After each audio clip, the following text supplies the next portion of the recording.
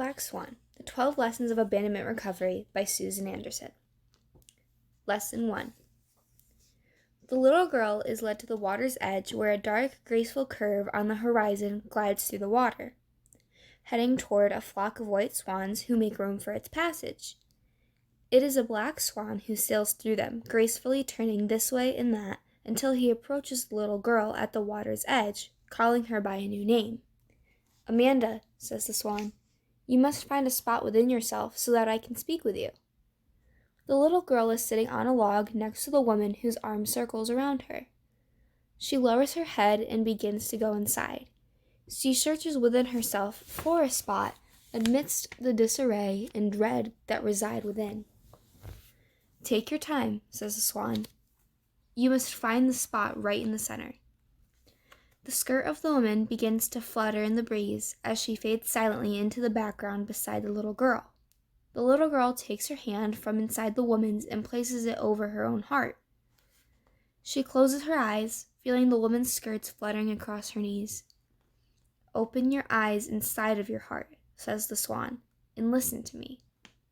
The little girl begins to cry out from within herself. "It hurts inside," she says. "Yes, inside is where your feelings are," says the swan, "but you must go through your feelings all the way to their very center to find your listening space so that you can hear what I have to say." "But it hurts. Daddy, Mommy, where are you? Please come and take me home." You must go all the way inside, Amanda, to the place where you exist all by yourself. Your parents are not here with you now. In this moment, you are alone, as we are all alone. For the moment, accept your aloneness. It is your surviving self. "I can't. It's awful," weeps the little girl from the heart. You must go through the awfulness all the way to its very center. In the very center lives a aloneness that isn't awful anymore. It is an aloneness we all share. Can you find it? The little girl closes her eyes once more. She burrows deeply within herself, pressing her hands against her heart. The woman's arm is warm and gentle around her. It isn't awful, is it, Amanda? In the center, aloneness just is. It is reality. It is your reality as well as mine.